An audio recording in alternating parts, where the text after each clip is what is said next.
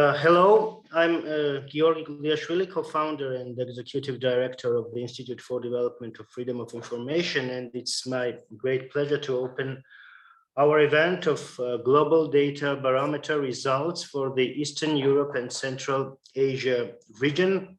We aim to present the results of the Eastern European and Central Asian region in the Global Barometer based on thematic modules, as well as prominent challenges and recommendations relevant to this region. The Global Data Barometer, GDB, is a critical new benchmark that measures the state of the data in 109 countries around the globe in terms of governance, availability, capability, and use for the public good. The GDB is a collaborative project of the Data for Development Network, conducted through regional hubs and thematic partners. The Latin American Open Data Initiative, ILDA, leads the development of the Global Data Barometer on behalf of the Data for Development Network. IDFI had the privilege to act as a regional hub for the GDB project for Central Asia and Eastern Europe, covering 12 countries.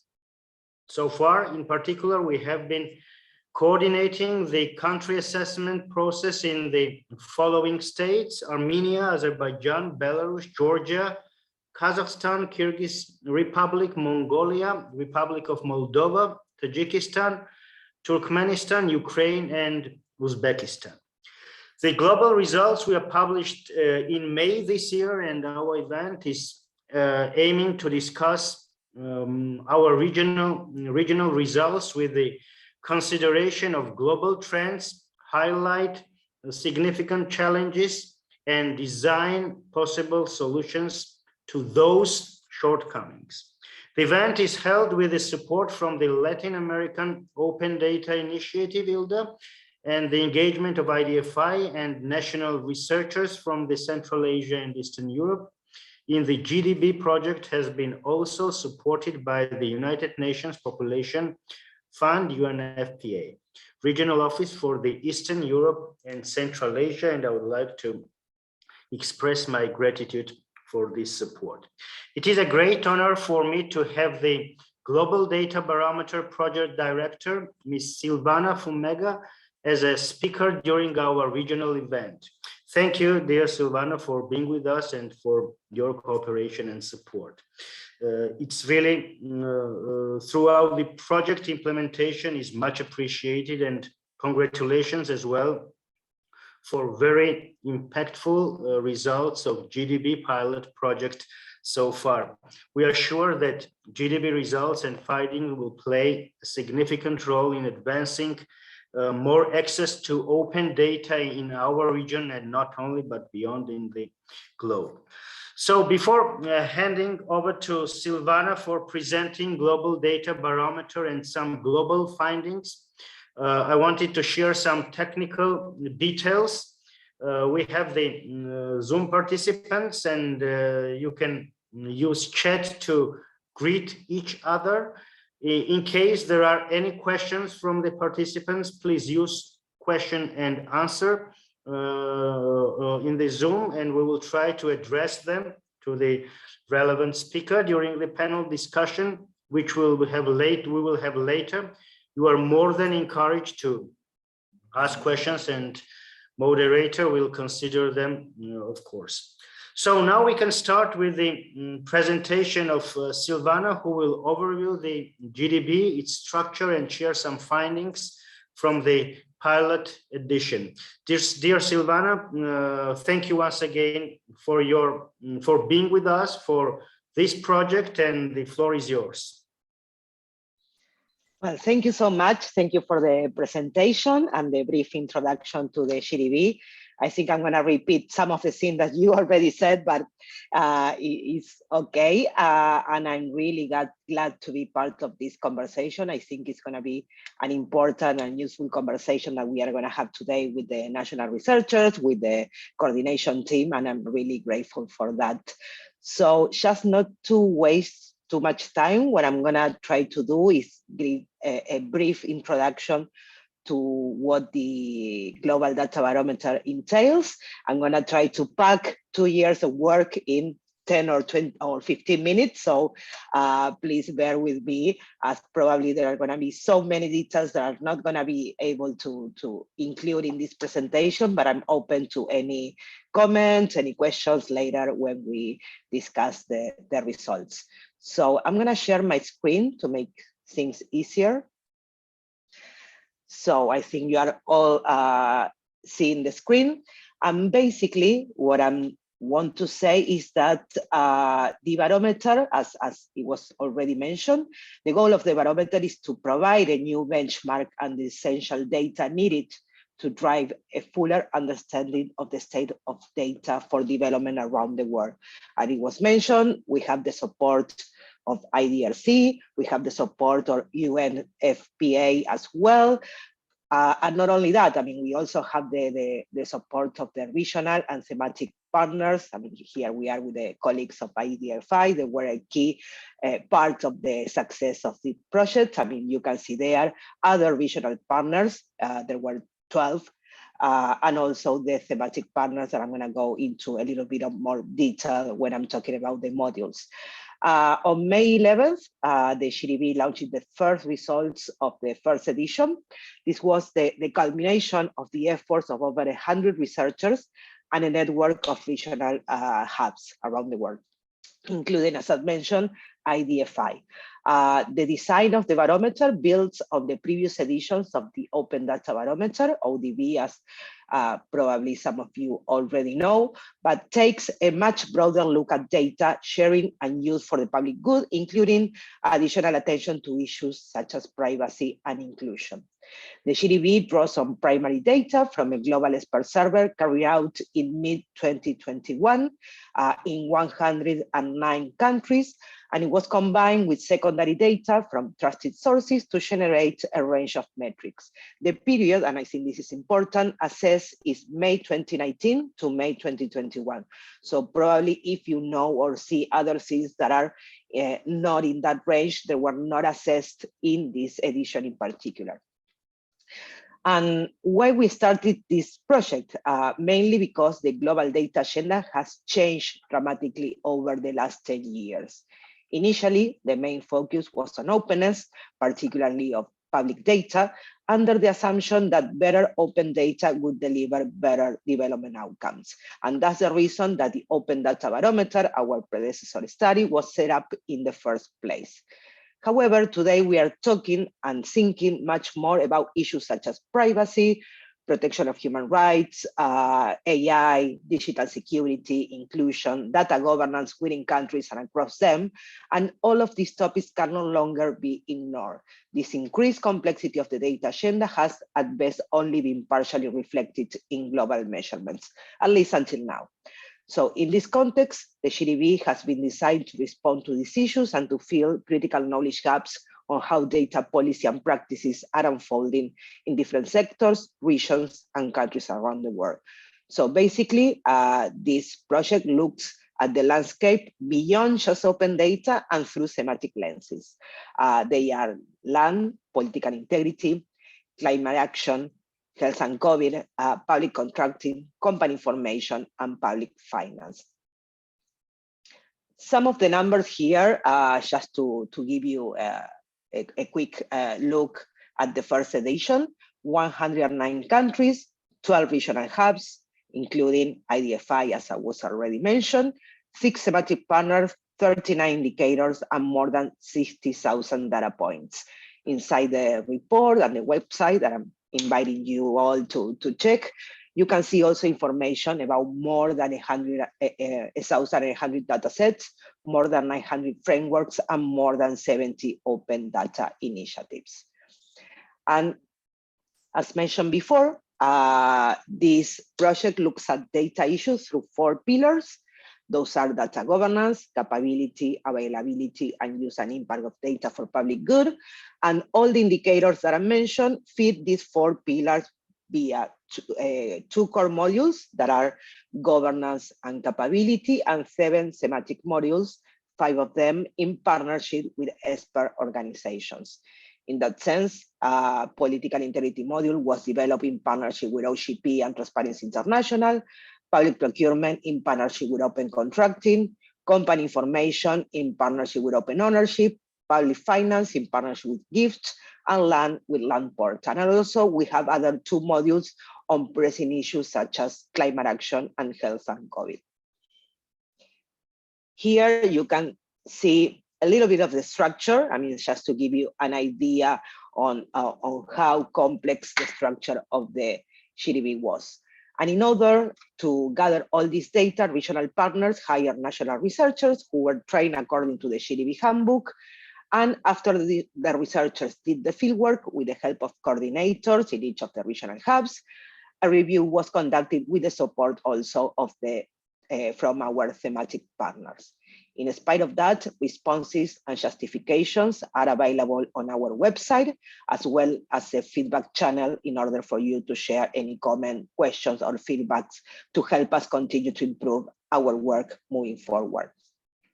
All the data collection and review process was conducted during the second half of 2021. And some clarifications about the data. The data collected allow us to show how countries are performing against each module. However, I want to highlight that the GDB is more a rating than a ranking. The primary indicators are scored on a base of a 0 to 100 scale, where 100 is designed to measure best practices defined against international agreed frameworks. So even though comparisons between countries can be used to look for strengths and weaknesses, we think that the greater value in this model is in showing individual areas for improvement in each country and enabling them to target and track improvements over time. One particular thing that also I want to say, because later we are going to discuss about the results of the regions, is that the barometer norms are designed to be attainable. And we did an exercise to prove that we take the maximum score given on each indicator and we build an imaginary country that combines the best performance found across all the countries assessed in this edition. It would score 95.92. So proving that virtually all countries should be able to attain high scores with time and effort. And that's basically the purpose of the barometer, to guide that effort. I won't provide a breakdown of the result because I know there's going to be a conversation about the region in particular after this presentation. But I mean, there you can see some of the general average scores for all the countries, the 109 countries in the world, just to give you an idea. And again, you see numbers there, the average score between 50, 45, 27, etc. But keep in mind, first of all, these are average scores between all the countries, and second of all, that the scores that we are building could be attainable. So there are a lot of room for improvement if we take this number into consideration. So just some general observations based on all the numbers that we have in this edition. One of the things is that developing and using data for the public good is possible. Again, virtually all the norms established by the barometer are in theory attainable today. However, the scores, as I showed just a few minutes ago, prove us that there is still a long way to go. Thinking about, in particular, about open data, that is, even though we look at data beyond just open data, is still a key component of this measurement. So in general sense, open data agendas are alive, but they are not progressing in a linear way. So they are not increasing at the same rate that they were a few years ago. So even though new national open data initiatives have launched since, for example, 2016, others have disappeared completely. However, the positive note is that in those instances where initiatives have been sustained, they are often more resourced and more embedded than they were in the past. And as well, open data principles have been embedded in a number of sectorial initiatives. Another point that I'd like to make is about capacity gaps. And in that sense, I'm referring to skills, training, infrastructure. and they remain a significant barrier to delivering value from data. So even though digital divide may be narrowing in some places, there are still a lot of gaps in government, private sector, and civil society in their ability to create and use data for public good. Another key takeaway is that well-drafted frameworks deliver better data. When rules are explicit about collection, management, and sharing, data is much more likely to be available, useful, and sustainable in addressing any number of issues for the public good. And lastly, one thing that I think is important and is particularly relevant for this conversation is that collaboration between, for example, traditional civil society and civic technologies, or between journalists and private sector application providers, are driving new uses of data that highlight, for example, corruption, promote public integrity, monitor environmental issues, or shape public policy debate. You can see some examples in our report, and also here we just pick a few of them for you to see. But again, I mean, all these examples are included in the report, and the raw data, you can find it in our website. And also one last thing that I want to say is that there is a clear evidence that partnerships and the work of international organizations in terms of advocacy of certain topics, for example, you're going to see that some of the topics that are scoring better across the globe are related to procurement and finance. So in that sense, these results are showing that the work of these organizations are improving the agenda, the data agenda.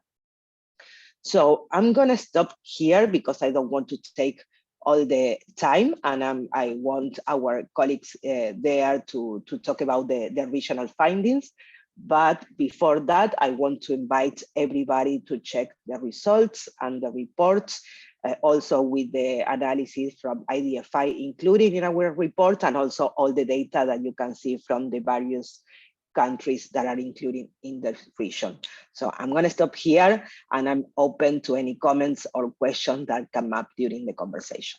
Thank you again. Thank you, dear Silvana, very much for this insightful presentation about GDB and sharing the global findings. So after we have an understanding of the GDB structure and global findings, we have the opportunity to better focus on our region. And Teona Turashvili from IDFI, she's the head of the Internet Innovations Direction at the organization. She will present the major tendencies and needs for Eastern Europe and Central Asia. So please, Teona, take the lead and present and share the findings as well as the details of the study.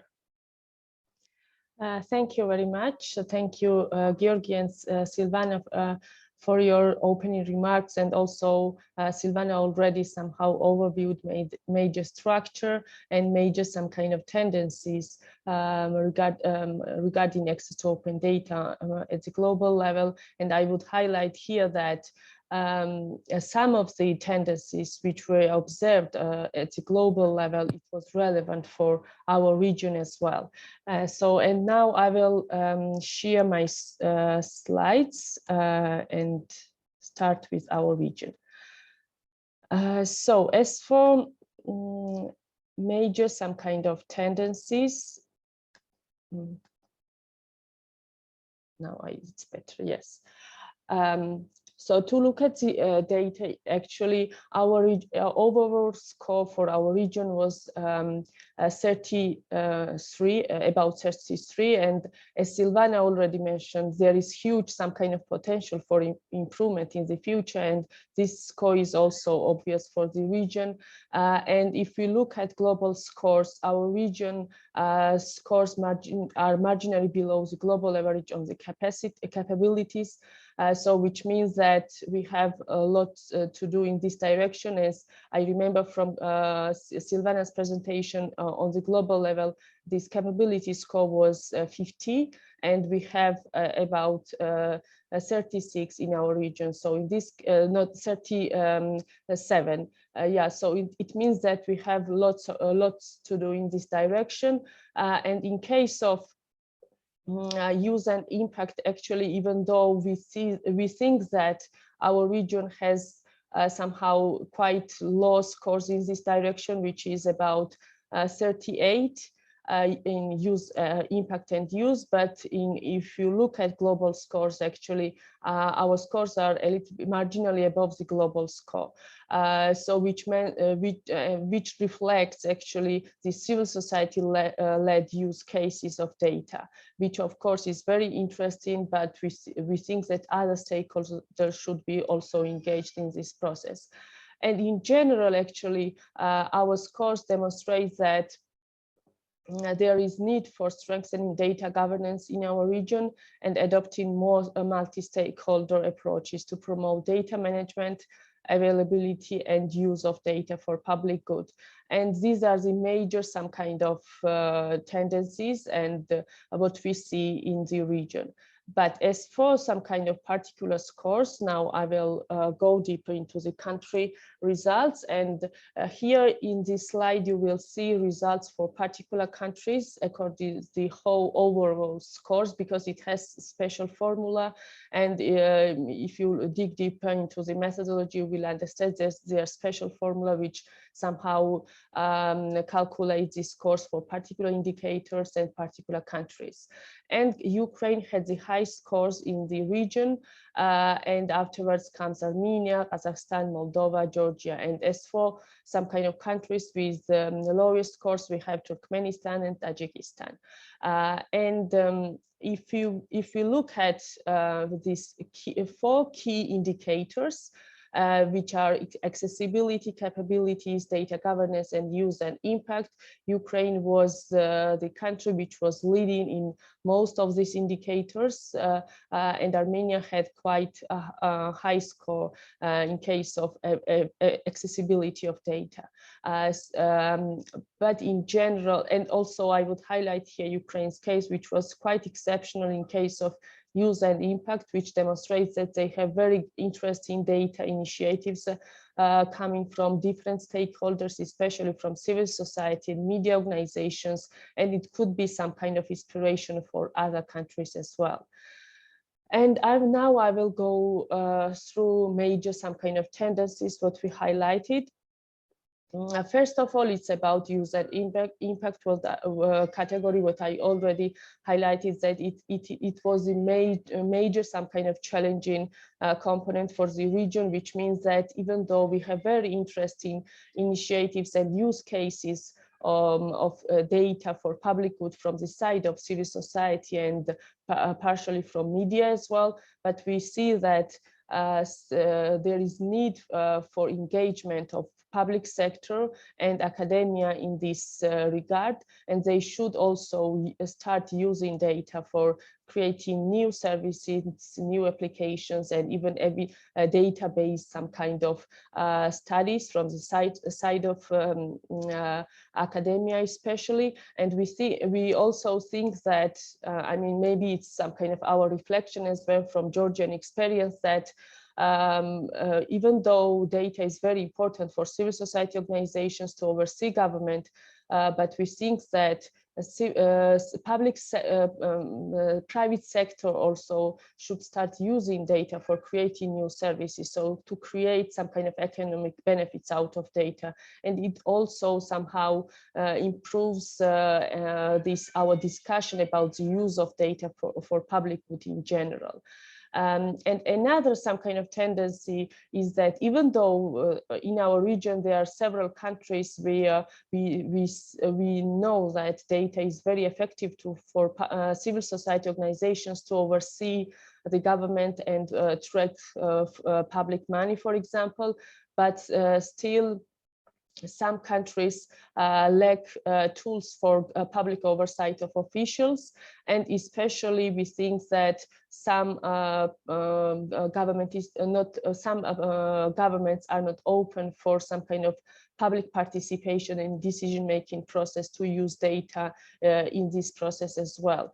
And actually, we also had this component of whether public consultations were held, whether governments had some kind of legislation in this regard, and whether these results out of these public consultations were available afterwards, and major countries had problems in these directions. As a positive development, we saw that out of these data indicators, procurement data was the most available in the region.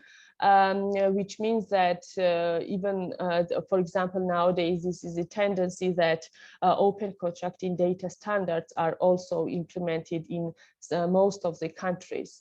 But on the other hand, in contrast, we see that this lobbying data seems to be the most challenging, and most of the countries lack even some kind of framework, legislative frameworks regarding how to somehow collect this data, and afterwards how to publish this data. And of course, in case they have some kind of legislation, how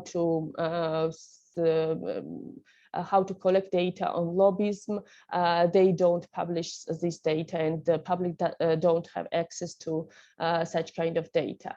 And also regarding healthcare data, because of the existing global challenge such as COVID pandemic, of course, GDB considered this issue, and we had this opportunity to observe to what extent COVID-related data was publicly available. And it turned out that this country, even though most of the countries actually have been publishing some kind of statistics on COVID pandemic, but they lacked disaggregated vaccination data, which would enable us to somehow have better understanding about healthcare tendencies in these directions. And also, even in cases when they have been published, this data was not in open formats, and of course it complicated somehow opportunities for us to process this data very easily. Based on these challenges, we have identified also needs. What should be done in the long run? I would say that these needs are the most important ones. And later, when we have this discussion on particular countries, we will focus on local context, and we will have more opportunities to have more insights from national researchers and country-specific needs. But I will highlight the needs which applies to most of the countries in our region. First of all, it's about the need for solid regulatory frameworks on access to data, which means that these countries need some kind of standards on open data, and also to have some requirements regarding data sharing regulations within the country among public institutions. So these are, and of course, in this case, there is need for political will, because if countries don't have some kind of political will, it's very difficult to have common standards on open data. And the second, some kind of needs from our side, it's about capacity building, and it was as it was shown before, this region lacks some kind of capacity building. It has somehow lowest scores compared to the global tendencies in capacity building, which means that we need more some kind of trainings for, especially for civil servants, because they are the ones who are generating and publishing data. And when we are talking about capacity building, of course, it applies and it covers issues such as data collection, data processing, publication of data and use of open data. And of course, apart from public servants, we would highlight here the importance of enhancing skills of data use among civil society organizations, media, private sector, and academia as well.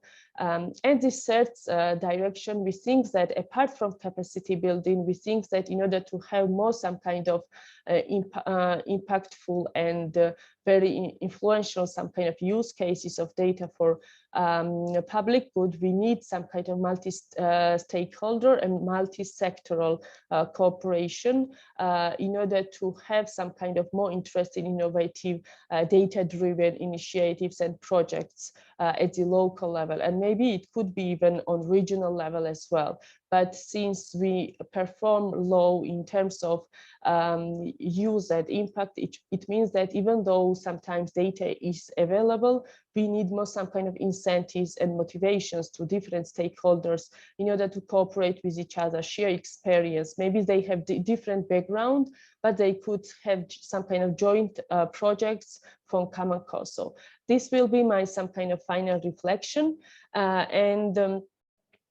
We now can switch to this. We have this opportunity actually to discuss country-specific problems and challenges later.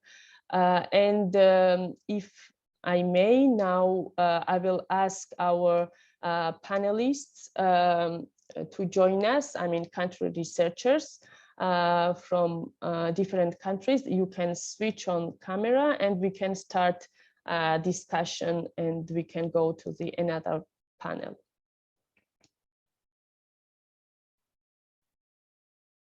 Yes.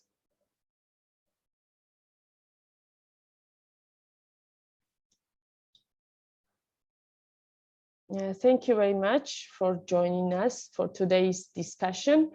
So I already overviewed some kind of major results for the for our region, and now we will have the opportunity to hear some kind of major findings and challenges, and also some kind of opportunities for particular countries. So now we can start with Arpine, if I may. And Arpine is from Armenia, and she will present Armenia's results in GDB. The floor is yours, dear Arpine. Thank you, Teona. Thank you for introductions, and hello, everyone. Let me share with you the presentation.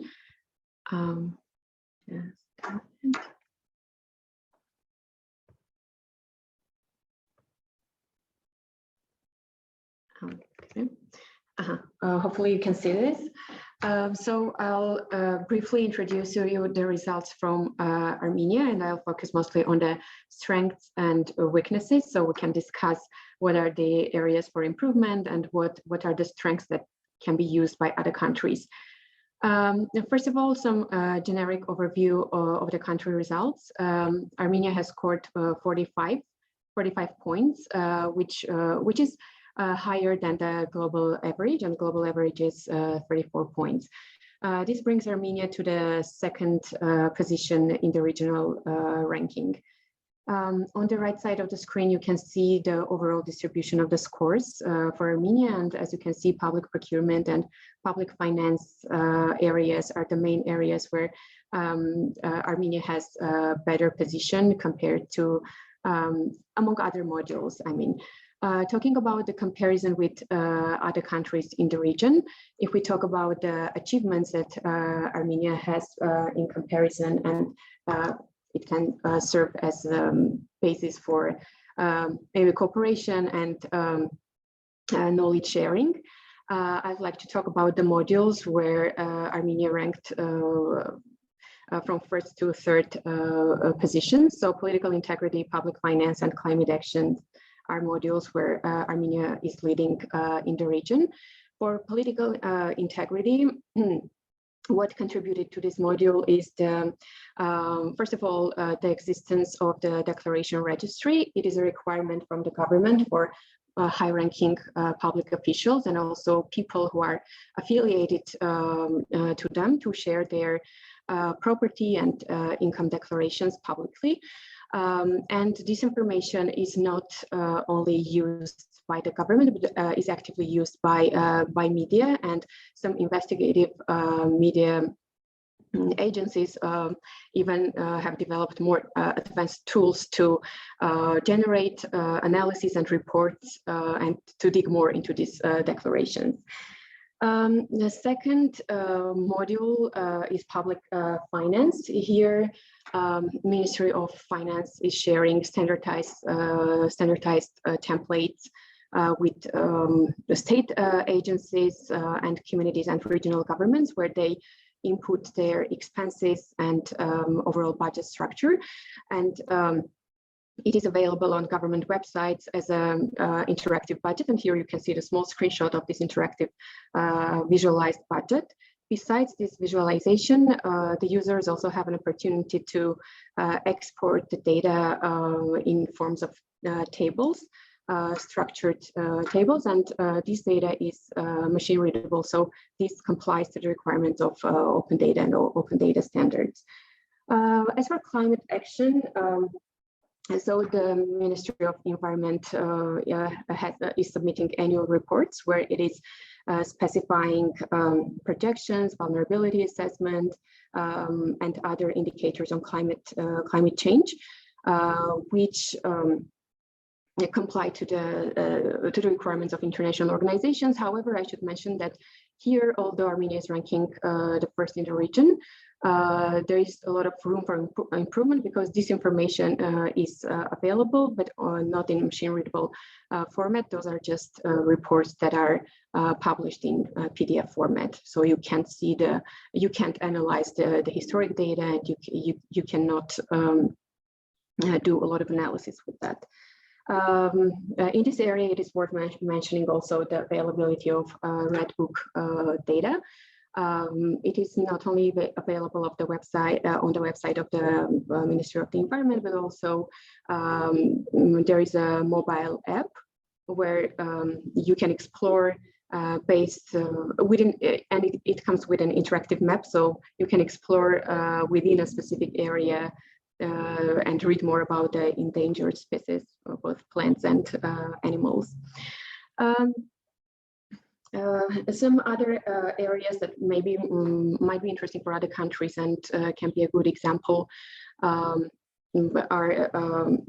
health and COVID-19, data on health and COVID-19, particularly on civil registration and vital statistics. So this data in Armenia is fully digitized, and state agencies have this interoperability where they can interchange data on civil acts. Although I should mention that this data is not publicly available and is also available to the state agencies. Governance and public procurement are two other areas. Public procurement, a good example is a platform that the screenshot you can see on your screen. Here are maps, which is a platform guided by the Ministry of Finance. The users can see how the public procurement processes are taking place in Armenia. Here are the full reports of the contractors, their contracts, and you can export detailed reports on this. Now about some areas that need improvement. And as Silvana mentioned during her speech, this is a good opportunity. The value of the Global Data Barometer is that it is pinpointing to the individual areas that need improvement. So here we can see the areas and the results clearly show what the areas are for Armenia to be improved. Capabilities, land data, and company information are the three modules, three areas that we're a little behind. If we speak about the overall challenges, and it is across the modules, both core and thematic modules, what we need to do is we lack a policy on open data. Although we have a digitalization strategy, which is highlighting the importance of having the open data policy, however, it is not developed and it is not approved yet. We don't have very explicit open data initiatives, although we are part of OGP, and there are some commitments for open data initiatives. So it is in the process, but for the reporting period, there weren't any tangible outcomes yet. We have some data management and data sharing frameworks in place. However, they come with some shortages, so we need to work on their improvement. Another issue, which is, I guess, very prevalent in the region, and Tiona mentioned about this. Sometimes there is information, there is data, but not always it complies to open data standards. And in the end, Armenia lacks some subnational capabilities, meaning that mostly the policies, initiatives are at the national level, or at least at the level of the capital, but there's very little evidence at the regional or community level. Thank you. I think this much about Armenia. Thank you, Arpine. I think you highlighted very interesting points, and I'm sure that we will have the opportunity to discuss these issues later when we have this open some kind of questions and answers part of our discussion. And I'm sure that some of the points are also relevant for other countries. So now I think I'm inviting David from Georgia, and he will present the results for Georgia and the major challenges and needs as well. Yes, David, floor is yours. Hello, everyone. Let me share my presentation. Thank you for the introduction. I hope everyone can see the presentation screen. Well, I prepared this format in a very similar manner. I will overview some main challenges that we uncovered in Georgia throughout the research process, as well as some of the good practice and good results that we were able to identify in the country. The overall score was 40.25 for the country of Georgia, which ranks number 4 in the region. And I understand that this is not the main focus of GDB to rank the countries, but I believe that this still provides some perspective as to where Georgia stands in the region in terms of the studied topics.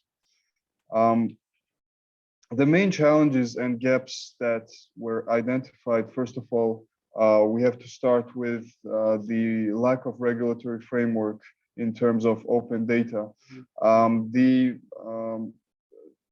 There is requirements to publish data from the side of the government, but there is very seldom and sporadic use of actual open data standards, which greatly reduces the quality and the accessibility of data being processed and published by the public sector. Something that derives from that is also the issues with the government open data portal, which has been mostly ignored and inactive for the past few years. It is in dire need of being updated and being serviced with additional data sets and additional IT support. Also, the capacity to manage data at the local level is a great challenge at the moment, since most of the data management and data processing takes place at the central level, and the municipalities of Georgia are mostly ignorant of this process or lack the resources and capacity to meaningfully engage in open data generation and processing. Another challenge that was very apparent was the lack of mechanisms for processing public consultations data. This is firstly because there is very dire mechanisms for public engagement in general in the decision-making process. So therefore, there is a lack of tools to produce and monitor data in that regard. Also, despite the availability of company data, the regulatory framework for beneficial ownership is still very young in Georgia. It needs more specificity. It needs more. It needs more details to be added, and the data for beneficial owners need to be more available, at least to the same level as basic company data that is being published pretty regularly on government websites. And finally, one of the main gaps that I would like to mention is the lack of data on climate vulnerabilities, which is a component of the climate action module, and it implies the availability of data on weather conditions and other weather hazards, as well as vulnerable populations and other emergency conditions. This data is not being collected or processed in Georgia at this moment, which seriously affected the results of Georgia in this module. To move on to some of the good practice and some of the achievements that we found out in Georgia was the first of all the good availability of land data, which is mostly due to a well-run cadastry system. The only challenges in this regard was the existence of fees imposed for full access on land data. This, of course, is a serious barrier in terms of accessibility to open land data. One of the front runners in transparency of political party financing data turned out to be Georgia, and this data is not only available, but also there is pretty good evidence of its use and impact in the country, since most NGOs working in this sector are using public political financing data to in their research and in their watchdog activities. Public procurement data, for the next point, is well available, which is a tendency that is common in the region. For most countries, public procurement data and public procurement portals are well run, reasonably well run, even though OCDS standards are not used as frequently as in other parts of the world. And finally, public finance data in this regard, I would, in this regard, Georgia scored pretty high compared to other modules. I would only mention two main challenges, which is the structure of the data that's available, and the openness of the data, which still lacks in several aspects. Of course, these are not the only challenges and the only achievements that we highlighted through this research, but a more comprehensive picture can be accessed through the GDB's report, as well as the report, the regional report that IDFI published on our website. And I believe both of these documents are linked in the chat. This will be all for my presentation, and thank you for your attention. Thank you, David. I'm sure that we will somehow discuss some of the issues deeply later. But before we move to our another panelist today, I just wanted to encourage our participants, if you have any questions, actually even to particular countries, just use our Q&A section, and you can submit your questions, and I will raise these questions afterwards. But you will have opportunity also to comment on particular some kind of reflections made by our panelists later when we have this open discussion. And with this, I would love to ask Iqbal Safarov to intervene, and he will present results for Azerbaijan. Dear Iqbal, floor is yours. Hello, thank you very much. Hello, everyone. Let me share my screen.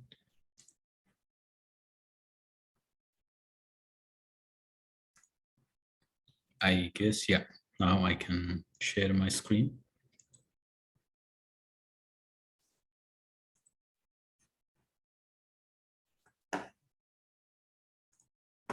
Probably you already see my screen. Yes. Yes. In Azerbaijan, the results are significantly below than the average. So you can see main drivers of a little bit below score is related to the land data, company information data, and many other components. So basically, these results have a lot of components that impact with the below score of the country. I think it's important to highlight this result with the shade of capabilities of the country, because capabilities can explain why Azerbaijan has significantly below results. I want to highlight 3 elements in capability, which is digital skills, use of digital tools, and internet access. Those 3 elements are critical for open data in any way, in any country, Azerbaijan as well. As you see, the result is quite good in terms of infrastructure and having digital technologies, but those elements didn't impact to open data performance. What I also want to highlight in terms of the progress of open data initiatives is considering 2017 and 2018, the results of open data initiatives didn't progress. So many of the initiatives started during 2017 and 2018, and then it stopped. Pretty much this is overall landscape in the country, and this can explain why Azerbaijan has significantly below results comparing to other countries. In this picture, we can identify 4 significant challenges that explains this result. And one important element is e-government development, because e-government development highlights the importance and progress of digital technologies in a country. And in Azerbaijan, we see that. And however, this e-government development index is more about top-down initiative, and open data initiatives are more about bottom-up initiatives. So there is mismatch between technological infrastructural layer of the digital technologies and open data initiatives. This is one very important takeaway. And second is there is lack of systematic and organizational support. As I mentioned, 2-3 years ago, there were some initiatives, and it was about building a centralized data portal, building specialized open data portal, or implementing procurement services, e-procurement services. But later on, we see that those initiatives didn't contribute to the development of open data. In the centralized open data portal, many data sets has been listed, and then it has not been updated or revised, so which is related to the organizational support issue. So another element is a lack of regulatory foundation. This is related to also connected with the lack of systematic and organizational support, because if there is no good regulatory foundation, sustainability of open data projects are under question. We need to have very good regulatory foundation to have sustainable open data initiatives. When you check open data portals or initiatives of Azerbaijan, you can see that many of the data sets has been listed a long time ago and has not been revised. Furthermore, there is no organization that supports or maintains that data sets that potential data users can go them to get updated. So this element is related to good level of regulatory foundation. And the last one is immature open data communities. In many cases, many Western countries, what we see that there are quite good, strong open data communities. Those communities are always initiate new open data projects and initiatives that also supports government or gets these kind of communities to work with open data resources and get some business benefits, impact, societal impact that helps communities and government organizations to promote open data initiatives. However, in Azerbaijan, we see that there is no significant open data community, and this lacking point also reduces the bottom-up pressure that no government organization feel that pressure that we need to release data. Why it is possible? Because as e-government services are being better and better, the government organizations collect data even cheaper and easier to share such kind of data sets. However, if there is no need from the society, they typically do not initiate it by themselves. Either it is some episodic elements like a hackathon organized by a certain government organization, and then during the hackathon, they release some data. There are such examples in the country. However, later on, we don't see that there is new additions of that data elements. So this picture can define the country's situation, but there is significant hope because as digital landscape become more and more evolved and modern, then we can expect that open data wouldn't be too much work for government. This is only about political will of the organizations that supporting open data initiatives and opening more open data. So for long term, I guess with a little bit pressure to the government organizations and building right regulatory foundation, the country can catch up with other region countries and get a little bit better scores. Thank you very much. Thank you very much, Iqbal. I think that some of the points, of course, are relevant for other countries as well, but you also highlighted some of the aspects which are very much somehow connected with Azerbaijan. But yeah, so we can discuss these issues later. And with this, I would ask Rustam Muhamedov from Turkmenistan. So he represents Turkmenistan and he assessed Turkmenistan in GDB. And he will present some kind of challenges and also some of the positive trends as well if we have in Turkmenistan. Floor is yours, Rustam. Thank you, Tilana, for introduction. I hope everyone hears me well. Good evening, everyone. It is my pleasure. It is my pleasure and privilege to present findings on Turkmenistan for the first issue of GDB.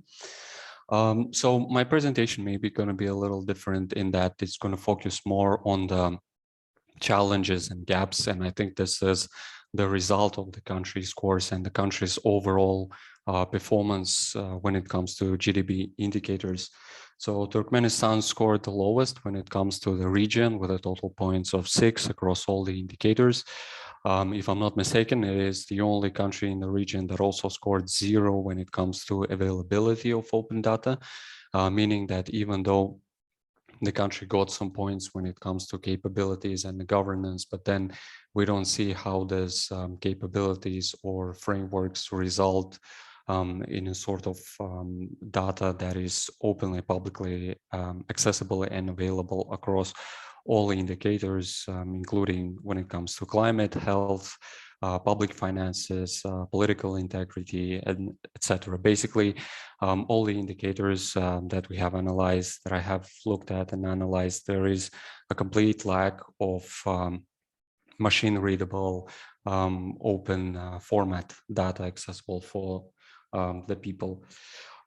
So with that, in general, I want to say that this in general reflects the trend. Turkmenistan is basically well known that it's one of the most closed and isolated political entities in the world. In 2020, UN Women, for instance, identified that only 20.6 indicators which are necessary, 20.6% of all the indicators necessary to evaluate SDG goals from a gender perspective were available for Turkmenistan, which means there is a lack of open data information when it comes to marginalized and vulnerable groups. And in general, the government is well known. This is known in academia, among the foreign partners, international organizations and think tanks, including human rights watchdogs, that the country, that the government performs very poorly when it comes to providing data on many crucial and important areas. With that, I'm moving to the main challenges. If we look overall, I think one of the main challenges is the political environment overall. If we look at the open data indicators, then of course there's a lack of regulatory environment. In general, there is a lack of uniform policy approach, so to say. Open data policy is not among the priorities for the government in general to sort of establish and develop.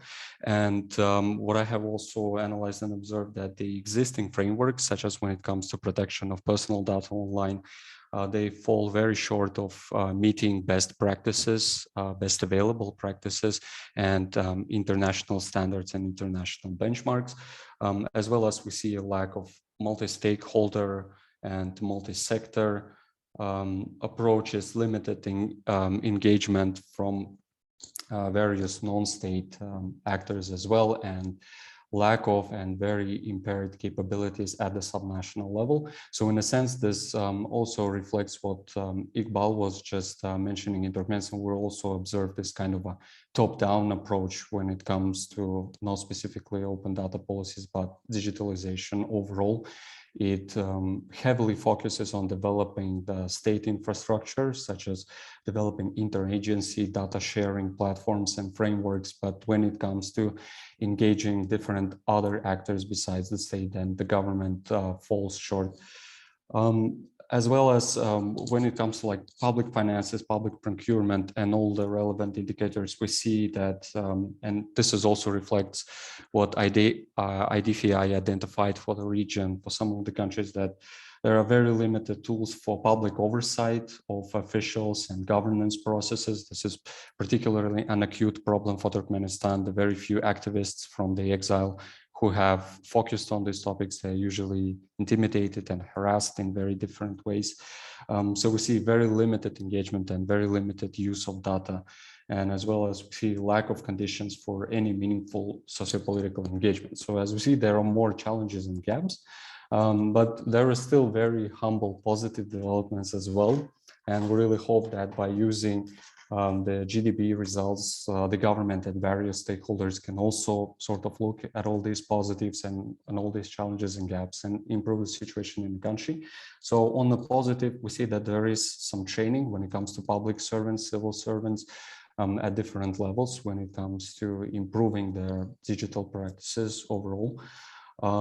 As well as we see the development of online services and e-government platforms. There are still not that many services available online, and they have a lot of bugs and a lot of problems, but at least there is a movement in the right direction. And on that note as well, in general, the development of knowledge-based economy, focus on digitalization and innovation, innovative technologies is one of the priorities of the government. They just need sort of to do it right. They are moving in the right direction, but the pace and the quality and the fact that they engage in a very limited way with different kinds of stakeholders and do not sort of provide the space to learn and adopt the best practices. These are one of the major impediments on the road to progress.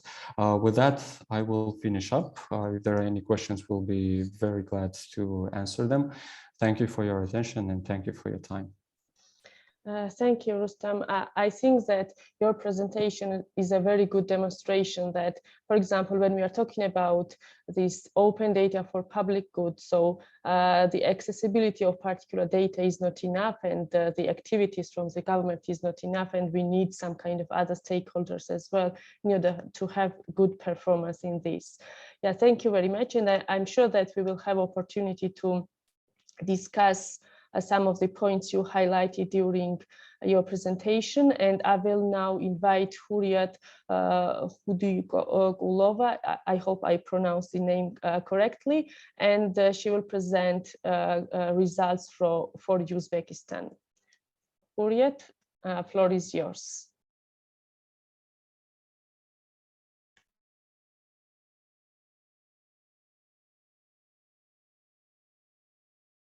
I think we don't hear you. You have to turn on your mic. Hello, everyone. Now we hear you. I hope there is no any technical problem. Yes, you can start. Okay.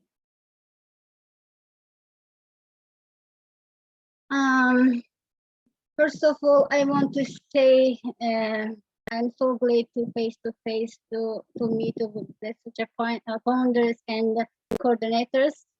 And I want to say thanks for the really great works, because the results obtained from the GDP will help to understand the real nature of important problems in the countries, not only for Uzbekistan, for others also, such as developmental delays and emerging corruption. Especially using this opportunity, I want to share the main results obtained in the Global Data Barometer from the Republic of Uzbekistan.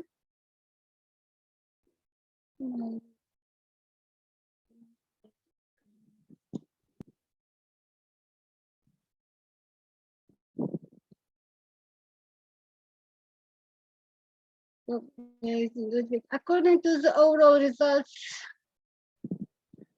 of the Global Data Barometer, Uzbekistan ranks 58 out of the 109 countries with 32 points. David said that the rank is not important Global Data Barometer, but I want to show the place of Uzbekistan in the world.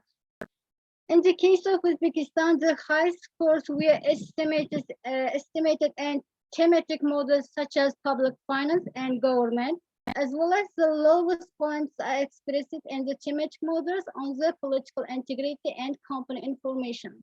The reason for this is the lack of information or the existence of legislative acts for some important indicators. For the Uzbekistan, the results very interesting and very actual at the time, because the main challenges and gaps for Uzbekistan is very important indicators, which is the main cause for corruption. For example, lack of a regulatory framework around access declaration, lobbying register, and lobbying register and beneficial ownership. Lack of information on political integrity, interoperability. No evidence of accountability uses of political integrity. Lack of data on political finance, RTI performance data, company register, climate vulnerabilities, real-time healthcare system capacity, and light channel. Along with the challenges of this country, it was found that it is also has some worthy good practice and achievements. And the core models government pillar, Uzbekistan ranks 90th in the world with 52 points. Uzbekistan scores 80 points in the indicator initiative of open data, which is included in the core model capability, and ranks 80th in the world. The significance of the obtained result is that we have to realize the problems that arise the country, and this is lagging behind in development and the environment for the development of corruption.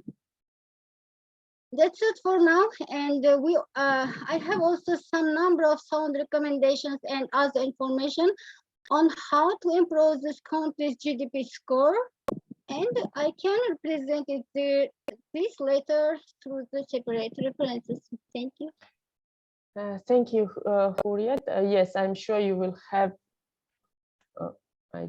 Yes, you will have the opportunity to present recommendations as well. And now I think since we have all major some kind of presentations from our country researchers, I'm inviting all of you for our some kind of a discussion.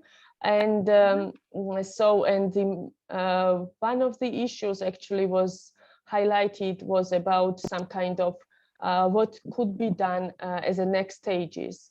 And in this case, I will have this question to all our some kind of presenters as some kind of national researchers. How do you think? What kind of recommendations you will have for? It could be for public sector representatives, or it could be for media organizations or civil society organizations and private sector as well. What issues are priority for your particular countries based on these results? And apart from some kind of thematic areas, how can we achieve this? For example, how to start some kind of improvements? Should we focus on legislation, or should we focus on capacity building? What are your some kind of recommendations and areas we should focus on? So maybe Arpine, since your camera is on, you can start with your some kind of reflections. Mm-hmm. Okay. Okay. For the recommendations. Sorry, Hurriyet, Arpine will start and afterwards you can comment. Okay, okay. Thank you. Okay, so if I start, so it's quite a multi-layered issue, and it's difficult to say how to start. But I think probably it will be easier to start from policies and have binding policies that will pay close attention to open data. Because sometimes, and the example of our countries showed that, there are big policies, but they are not followed by action plans and decrees that request actions, or there are strategies which do not have measurable indicators. So I guess, first of all, it will be useful if governments pay attention to the policies and have the policies at place first.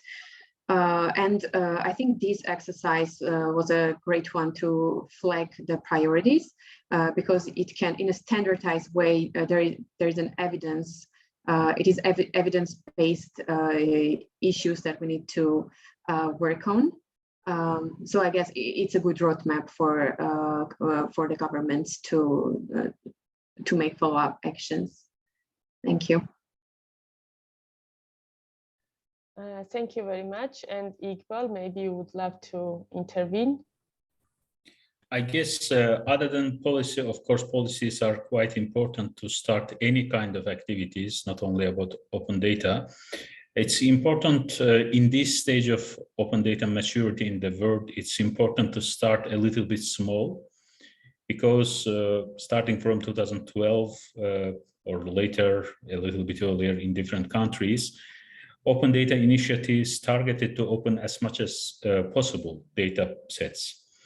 However, many of them have not been used, or it's not useful. There is no community, there is no demand from society to get something with that data.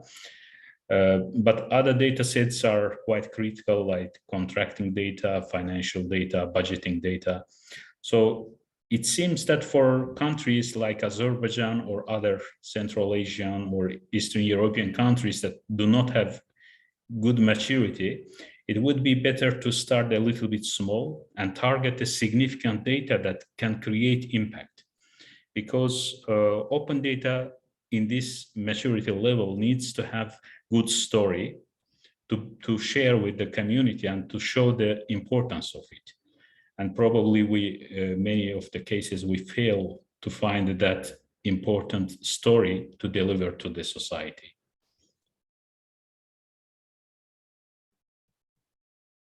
Thank you, Iqbal. I think this some kind of focus on particular areas is a very strategic decision to some extent, and it's very interesting because sometimes we use the same strategy in Georgia as well, because IDFI is a Tbilisi-based non-governmental organization which works on and advocates more access to public data over the past years, and actually we use this strategy. And it's not somehow relevant for particular countries. And maybe David also wanted to share some thoughts on this about next steps. For Georgia, the next steps would definitely have to do with improving the regulatory framework, first of all, because this has been the main challenge in terms of our scores, and it has to be the first step in order to improve all the other areas. Also, I would like to answer one question that was posed in the Q&A. It was answered with a link, but I can provide some brief details. So Nana asked if we could talk more about what climate vulnerability data is and how specifically it could be more available in Georgia. So climate vulnerability data is an indicator that is included in the climate action module of GDB, and it basically implies the data about natural hazards, for example, landslides or extreme weather events such as hailstorms, and the likelihood of them happening in specific areas and regions. So in Georgia, for now, this data is not being updated. Historical data is not available, and to our knowledge, it's not being collected at this time.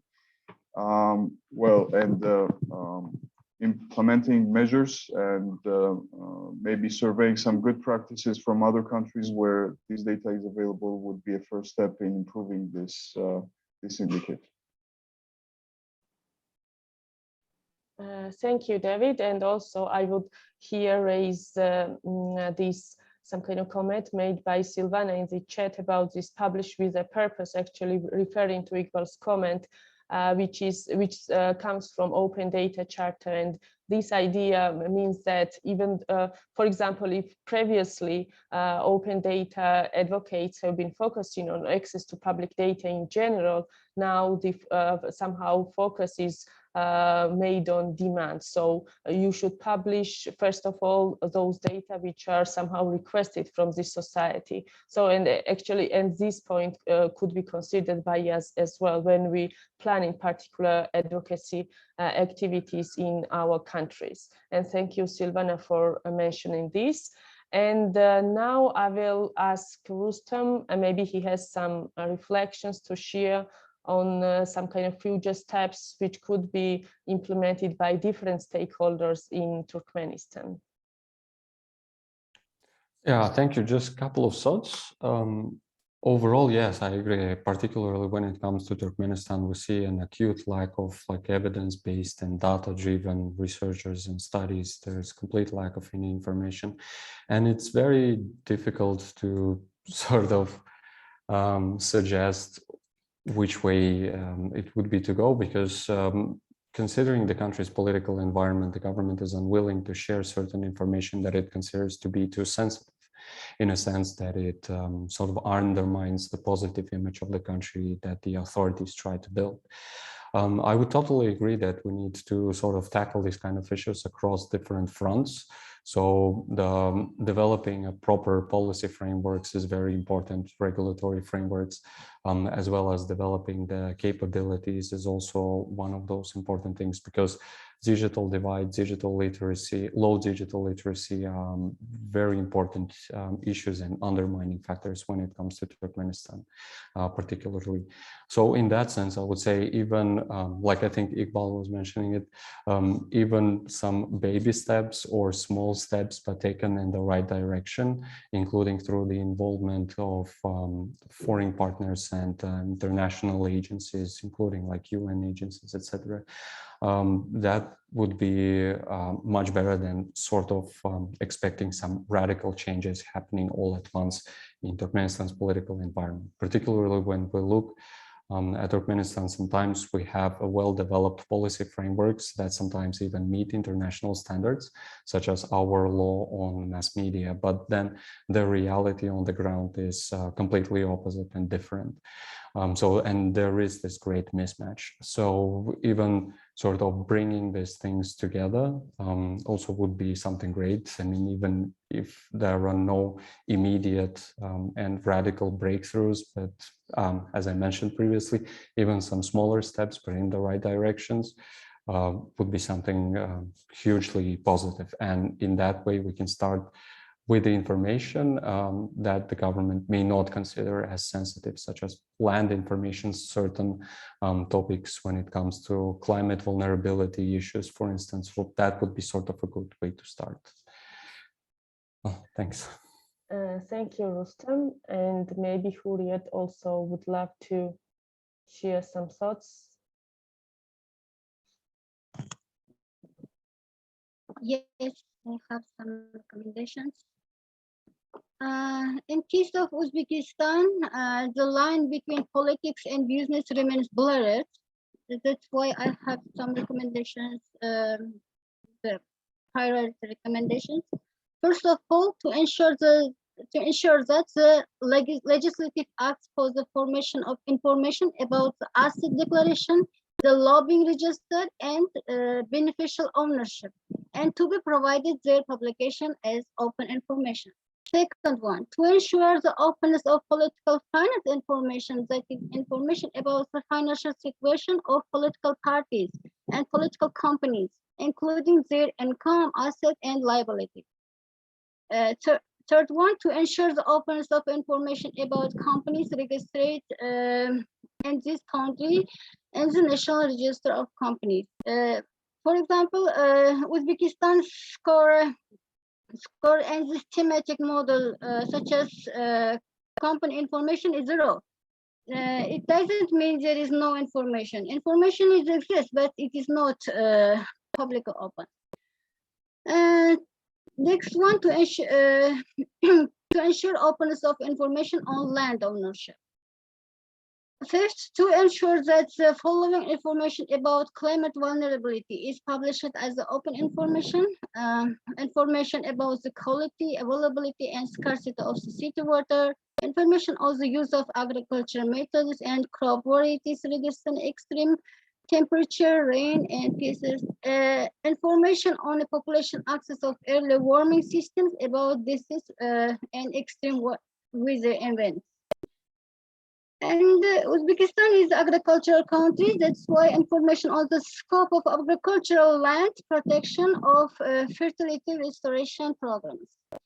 The last one, to ensure public information about the real-time healthcare system capacity. These recommendations would be very useful for the country. I hope these recommendations will be.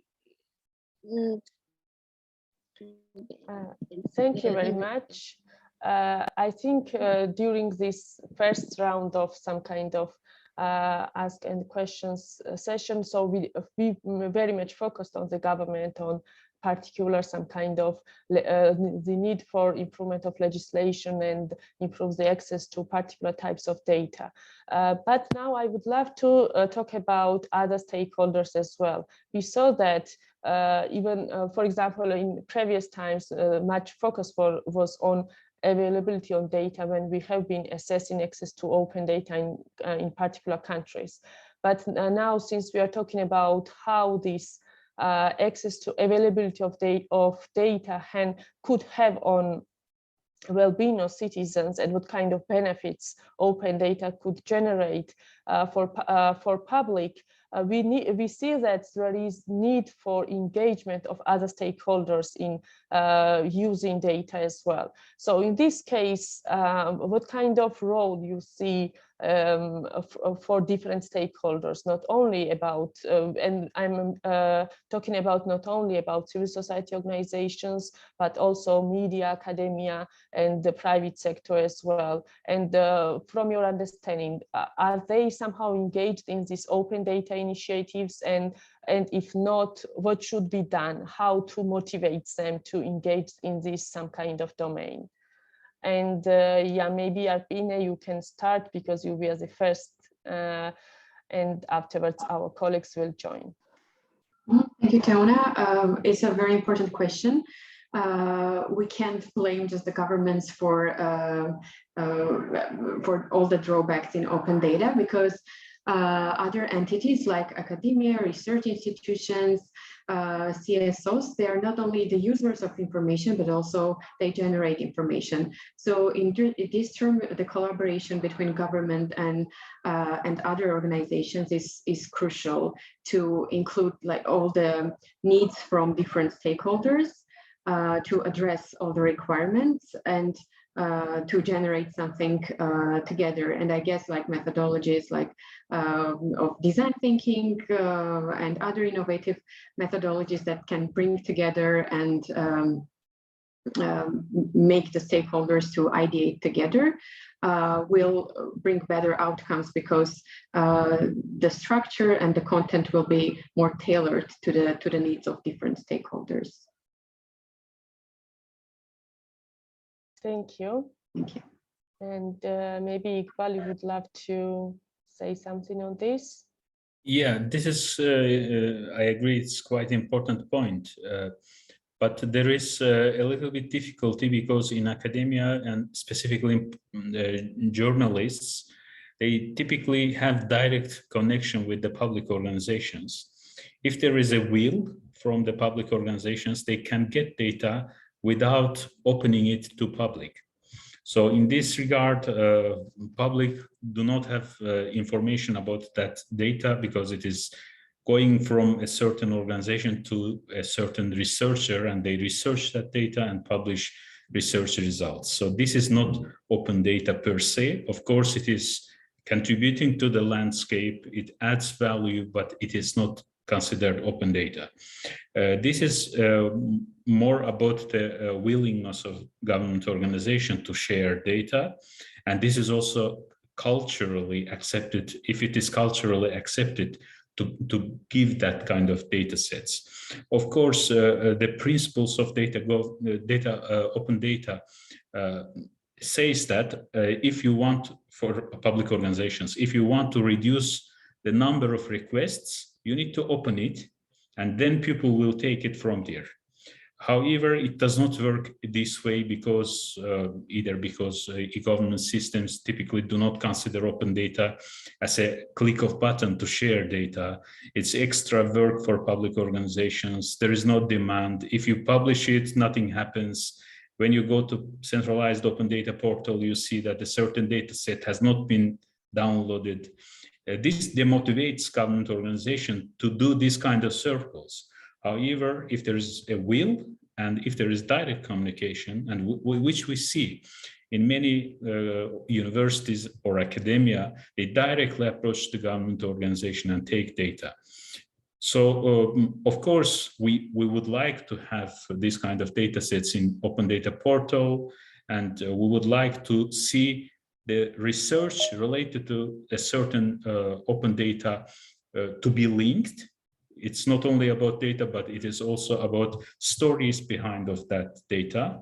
But it does not work in this way. In many cases, it's individual communication. It goes out of open data ecosystem. Yeah, thank you, Iqbal. And actually, your comment reminded me one case regarding Georgia, when back in 2019, actually, Georgia started to somehow publish data on assets declarations of public officials, actually one of the motivators, apart from existence of political will to publish such data in order to somehow deal with corruption, one of the motivators for public institutions was to see how much time they would somehow save, because lots of media organizations have been requesting this data, I mean, assets declarations of public officials. And we even made a study on this, how much time they have been somehow wasting for somehow providing these assets declarations to journalists. And afterwards, actually, once this portal was published and publicly available for everyone, the number of requests they have been received, and this public institution which was in charge of this assets declaration was dramatically decreased. So this is very interesting, some kind of case when the two, some kind of components, I mean, the will, political existence of political will, at the same time, some kind of motivation, of course, from the private sector to resolve the some kind of bureaucratic procedures or challenges intervene, and it comes out as some kind of positive development for other stakeholders as well. And even though nowadays we have this challenge that this data is not open in fully or in open formats, and it's another stage for us to advocate for the disclosure of this data in open formats. Yeah, and now with this, I would love to ask David as well, if maybe you would love to comment on this about different stakeholders. Yes, sure. So in Georgia at this moment, it is very apparent that the main stakeholder involved in using and reusing open data is the civil society sector and some think tanks. But there has been limited evidence of the media using open data. I believe this is a direct result of some capacity building activities that have been implemented by, again, civil society organizations, and to some extent they have been successful since they have increased some activity from media sector.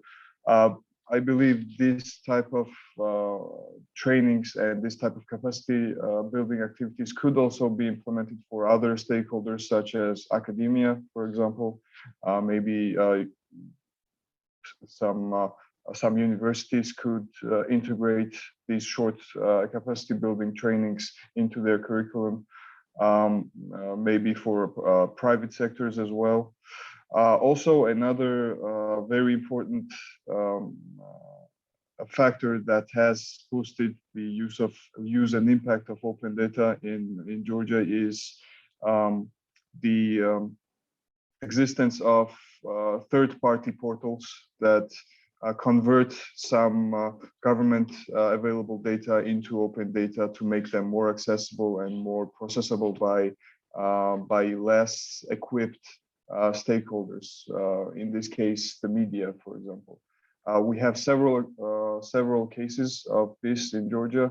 The party financing data is available through a third-party portal, for example, as well as the budget. Some of the budget data is available through a similar portal, and these type of portals are shown to significantly boost the use and impact of these categories of data.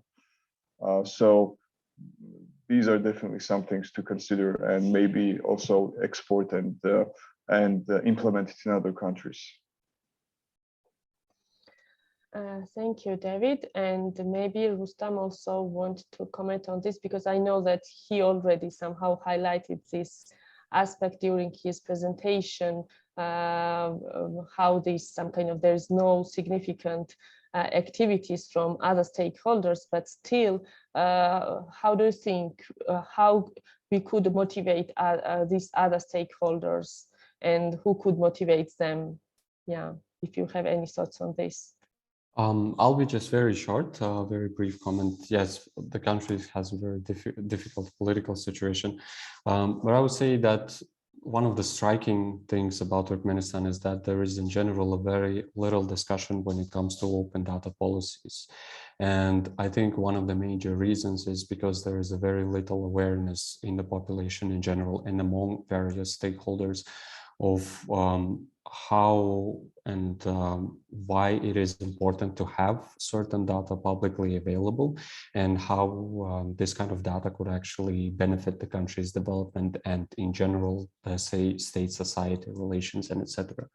Inside of the country, again, we don't see that academia or our research institutions sort of analyze and focus on this kind of developments and issues. And this actually, in a way, also reflects the general trend when it comes to Central Asia. There are not that many academic articles that focus on open data policies and the benefits of open data policies. This is just an emerging strand of academic literature, so to say.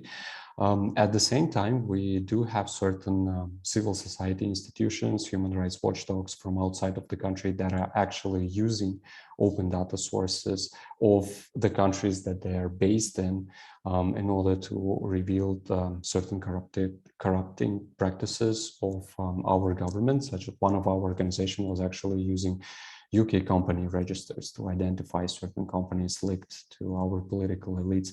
So we see that there is in general demand, and we see how the civil society would want to do it, and they see the benefits and the importance of this in identifying this kind of corruptive practices.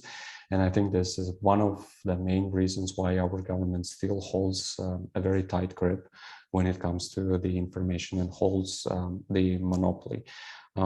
So again, well, when it comes to different stakeholders, our great hopes come to all these kind of academia representatives, civil society institutions, media organizations from outside the country that can actually push either the government directly or through an engagement with similar kinds of organizations, think tanks, and international institutions to encourage and urge Turkmen authorities to start making steps to at least make certain data publicly available.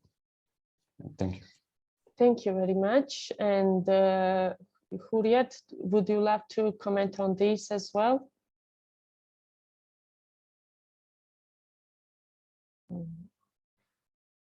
Okay, so in this case, actually, I just wanted as some kind of for the final. Hello? Yes. Hello? Yes, we hear you now. I have something to say about open data. As I mentioned above, Uzbekistan scores is very high initiative of open data. But problem is that in Uzbekistan, the classification and control of the open data isn't good. And there is a lack of open data processing organization and scientific research institution is a problem in Uzbekistan. And Tiona, you mentioned the importance of open data in the fight against the corruption. And this is very important for Uzbekistan at the moment. Because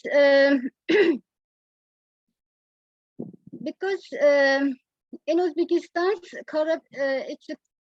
Uzbekistan's the level of corruption is very high, you know. Uzbekistan is 140 least corrupt nations out of 180 countries, according to the 2021 Corruption Reception Index. That's why this problem is very actual in Uzbekistan right now. Thank you. Thank you very much. Yeah, you highlighted a very important somehow aspect of access to open data to somehow deal with corruption. And of course, as we also mentioned previously, some of the countries lack these tools for government oversight, which are coming from open data initiatives, and Uzbekistan could be one of them. And in this case, maybe local stakeholders could somehow have some joint efforts in this direction.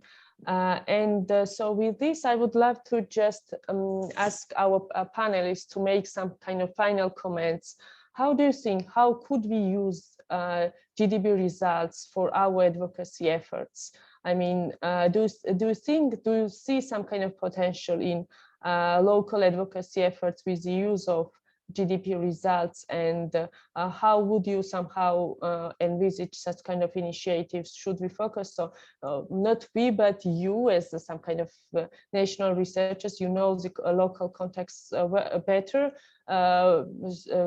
Would you recommend to have some kind of, what kind of topics to focus on when we are talking about some advocacy efforts or maybe capacity building activities on the local level, and how we could better use the GDB results in this? Yes, Armenia, you can start. I guess I'll go first. Yeah. So of course, it's more difficult when it comes to action than just recommendations. In terms of actions, I think we can contribute more if we act as a part of some institution who is active in the field connected to data. And I guess like every field nowadays is connected to, somehow is connected to data and is using or contributing to data. And what I can see from my perspective and from the perspective of SDG Innovation Lab, the part of which I am as a researcher, because our one of the service lines of the SDG Innovation Lab is digitalization. This exercise helped us to see the red flags, the red areas where Armenia is lacking digitalized services and digital data, where there is data, there is information, but it is not available in open data format. So for us, those areas will become priority and we can work on it. And now we have like evidence to show to the to government that based on the results of Global Data Barometer, these areas were identified and we have the evidence behind this to prioritize these areas. Thank you very much. It's a very good strategy from your side. And yeah, I think you can definitely use this, and you will contribute not only this SDG implementation process, and also in general, the access to open data will be improved in the country. So, and Iqbal, do you have some kind of reflections on this? Few days ago, I was discussing about land data with the Minister of Property, actual Committee of Property of Azerbaijan. And actually, they collect this data, and opening it is not a big problem. So, but unfortunately, till now, there were no such kind of initiative. And this is one of the reasons that Azerbaijan got a little bit below than average score comparing to other countries. What I want to say, there are two things. Some data sets are very sensitive data sets, but others are impactful, but not very sensitive data sets. At least we can get those impactful data sets without too much political consequences open and get them to be used, like land data, which is not very much impacting to the political landscape. That's why it is possible to open it in a proper way. And another one is procurement data. If these kind of data sets are opened, I'm pretty sure that Azerbaijan can get quite good score, because other the landscape is there, we need to have a little bit more open data sets in terms of the methodology demands to us to get them open. So after this stage, I guess the most important steps is to get them to be open and to get them to be used. I mean, not all of them, of course, it would be not realistic to target everything and try to get all of them at once, but few data sets that impact the result a bit more than others can be open, and the digitalization level allows us to open it very quickly and maintain it in a certain way, specifically in the centralized open data portal. So my approach is to share this result with the government organizations and to make sure that they know exactly what has the reason for getting this low score. If we know that exactly what was the reason, then we can target them and then we can make them a little bit better. So I am pretty sure that many data sets specifically about spending data, budgeting, these kind of politically important data sets wouldn't be very easily shared, but others can easily share without any problem. Thank you very much, Iqbal. And I see Silvana's comment in the chat. She shared this land portal and the guide, which could help you in this process, and you can check it later. Yes, and David, would you love to comment on some kind of potential next steps in Georgia? Yes, so GDB's methodology has done a good job at highlighting the areas where most challenges are concentrated. And as already mentioned, it is a very good tool for assessing it as a benchmark and to be used as a benchmark, especially in the coming years if there are more editions of GDB released, but also in comparison to the Open Data Barometer, the previous editions, which are not exactly similar, but still some parallels can be drawn, and some deductions can be made about the development in each country. I know that the results are not meant to be compared between the countries, but some scores in some modules were surprising even to us, and it highlighted the challenges and the pace at which some countries are lagging behind in terms of if we compare them to other countries in the region. And this knowledge, I believe, could be used to influence some decision makers and to really demonstrate to them the need for change and to direct efforts in the right directions where most challenges are concentrated. Thank you, David. And actually from IDFI side, I can add that we actually plan to have some kind of analysis of the results for Georgia and what are the gaps actually.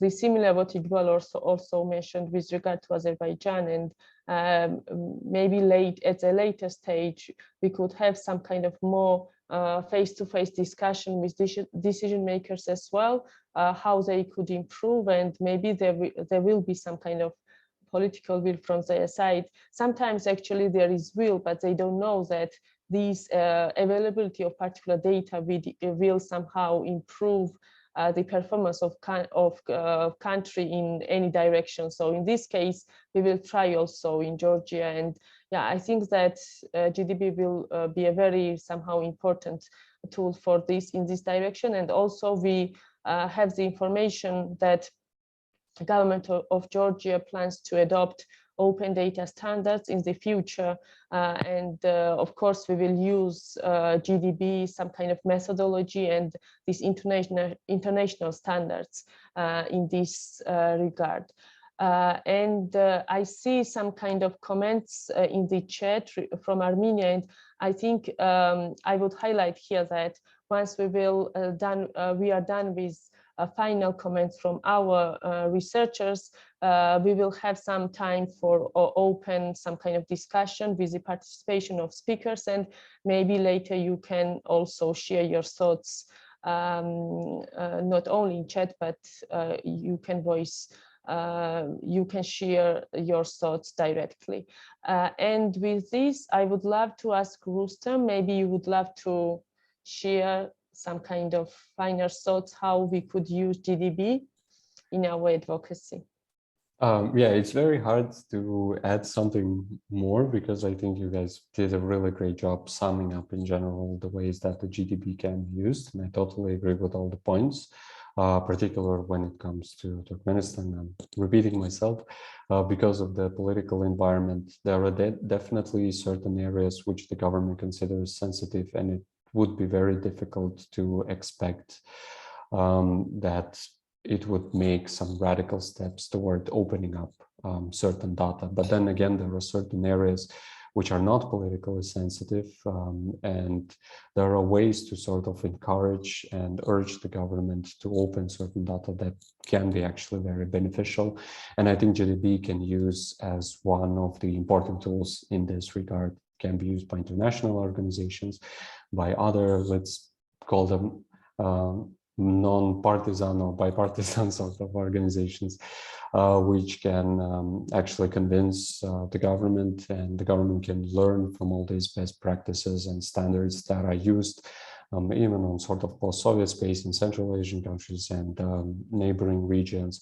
And some of these practices they can adopt. And one other way, I think GDB can also become a very important tool when it comes to academia as well. And sort of, maybe if it's not going to be overly focused, but at least one of those starting points to have a much, to expand this academic debates on open data policies, the existing challenges, gaps, and the ways that we can improve them and move forward. So yeah, thank you. Thank you very much. The role of international actors is also very relevant for Georgia as well, and I'm sure it's relevant for other countries in our region. Hurriyet, would you like to share your thoughts on this as well? Yes. The importance and the significance of the GDP results is very great. I think every country must understand this, because the results obtained from GDP will help to understand the real nature of important problems in the countries, such as development delays and emerging corruption. Without GDP information, it was impossible to realize the root cases of corruption in the country. For Uzbekistan example, I want to example. Based on the GDP results, I identified the following on the state of corruption in the countries. First of all, line between political and business remains blurred in Uzbekistan. Inadequate control of political finance, because no information is for this case. Opaque lobbying, no legislative acts for lobbying registered in Uzbekistan. And third one, beneficial ownership, no legislative act for this case also. Main cause of high corruption in the country. And this is not only for Uzbekistan, this problem is not only for Uzbekistan. Central Asian countries also is the same situation. I analyzed some parts. That's why GDP results actually is very important. And I want to thank especially for founders for this thing. Thank you so much.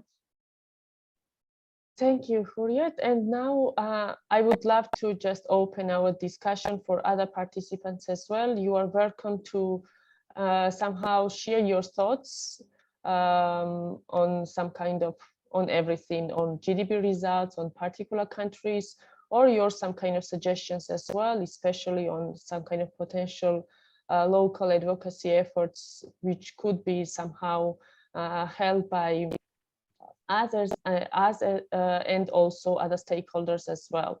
And yeah, if you raise hand, our some kind of technical supporters will allow you to share your thoughts, or you can just share via chat as well if you find it more comfortable.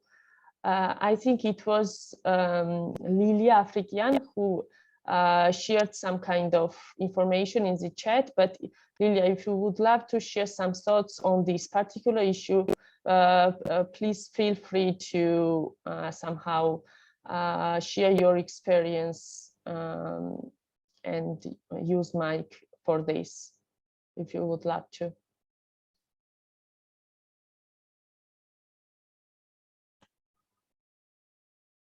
Yes, I think Lilia would love to share and comment something, and yeah.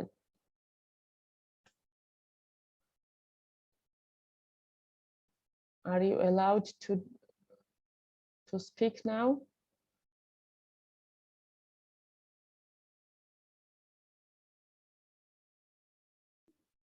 I think she needs to be promoted to panelist to be able to speak. Yeah, I think my colleague was dealing with this and hope there's no technical problem on this. While we're dealing with a technical problem, maybe I can echo to Lilia's comment. Yes. And I'd like to ensure, Lilia, that the information on beneficial ownership processes is reflected in the survey, covering the area of mining, which was the area covered during the survey period. Hello to everyone. Hearing me? Yes, we hear you very well. Yes. Thank you. Thank you for this interesting discussion and information on data availability in our region. I'm Lilia. I'm Open Government Partnership Initiatives Coordinator in Armenia. And mainly, as in other countries, also in Armenia, the action plans of OGP mostly related to the data and to the open data. Most of tools that providing data and contains open data context that's presented by Armenia has been developed within Open Government Partnership National Action Plan. And I would like to note that the legislative adjustments that absent in Armenia do not regulate these gaps between practical actions related to digitalization and also the other relations related to the state and the public or citizens. So these days, government is actively working on the new National Action Plan, which is copying the development of data policy structure in Armenia, covering development of existing and the new data that could be used and developed within the state administration and also private sector. And within this data policy structure, we are going also to design or identify some legal regulations that could adjust some relations of state administration and agencies and also citizens. It mostly related to the personal data, to the secret data, big data, or also related to the open data. I think it's very important during these unprecedented times to have some regulations. And frankly speaking, when we were collecting the proposals to the new National Action Plan, some our colleagues from civil society organizations or international organizations asking to open, to provide more open data from state register, from other register related to the taxes and health or education system. But we decided to mobilize all our efforts and firstly develop national a policy paper which could regulate all these issues. And I think after these regulations, it would be more easier to describe your citizens or partners why you can't provide this information on open data format freely, or why this or that information depends some costs. Also within this, we are designing some commitments which also could contain some data disclosure, but we are going to design it just after the development of this policy paper. This is what we are going on just actively in Armenia, and hope that next year or in upcoming years we could bring some updated and new quality data to this for this discussion. Thank you.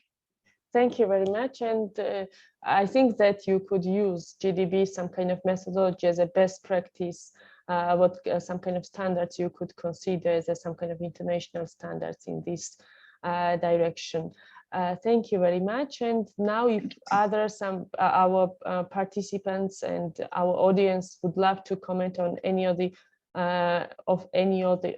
topics highlighted today, or maybe you have some information to share with us. If you have any information to share with us, please free to share before we finish today's event. Is there some kind of volunteer? If not, actually, from my side, thank you very much for your participation and somehow very interesting actually thoughts from all our participants, and also some reflections from and questions of course from our audience. And maybe I would love to ask Silvana and Georgi, maybe you would love to make some final comments and we can say goodbye afterwards. Thank you. Thank you, Tiona. No, basically what I want to say is thank you to all of you, the national researchers, Tiona as a coordinator, Georgi from IDFI. I mean, I think this was a great conversation. I learned, even more about the region and the different things that could be done there.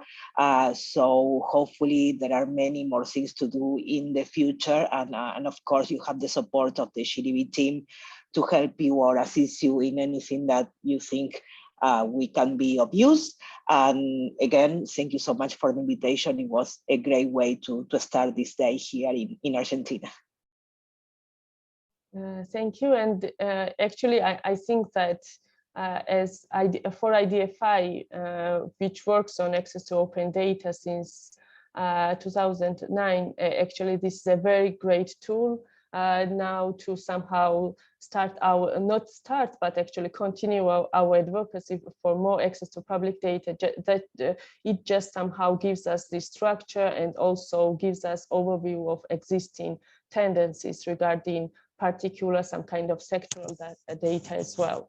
And if our panelists would love to share some final words, otherwise I think we can finish with the event. And thank you once again, everyone, for participating. Thank you so much for coordinating.